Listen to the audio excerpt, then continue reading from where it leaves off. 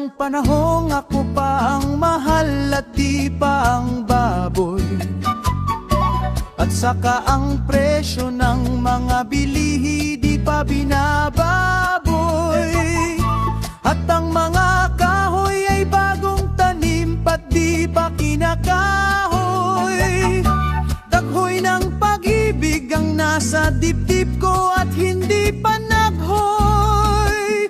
Nung unang panahong ang mga buhay ay butiki pa lamang at di pa marunong tumawa at saka mag-iyak-iyakan.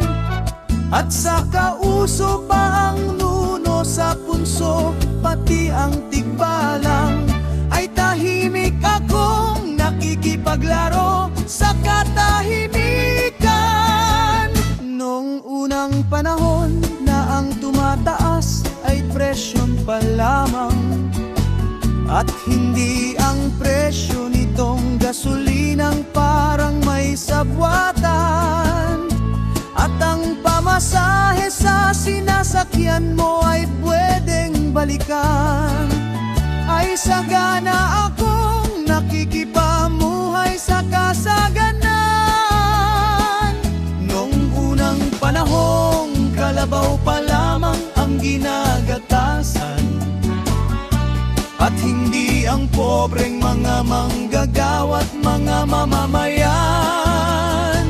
Ay payapa akong nakikipagtagpo sa kapayapaan. Nung unang panahong ang asin ay di pa gaanong maalat at di pa matamis mga ko ang mga dating taong gubat. At ang gubat noon ay virgin forest pa at hindi pa sugat. Ay malaya akong nakakapaglibang sa sariling pugad.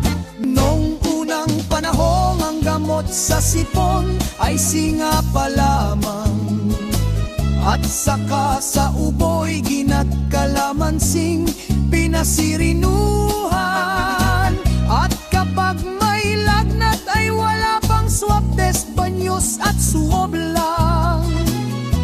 Ngayon ay tiyak nang sa kabi-kabila'y pagkakaperahan. Nung unang panahon na maging ang baboy ay di binababoy, natatandaan kong ang mga buhay ay di palaboy-laboy. Subalit sa ngayon ay nasa tahik na at papusoy-pusoy. Ang hiling ko na lang sa may mga utak saka mayroong isip, gamitin ang utak, huwag magpautak at mag-isip-isip.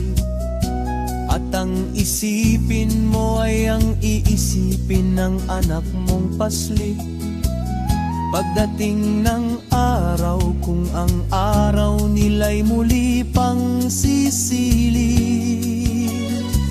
Dahil itong ngayon, pagdating ng bukas, hindi maglalaro.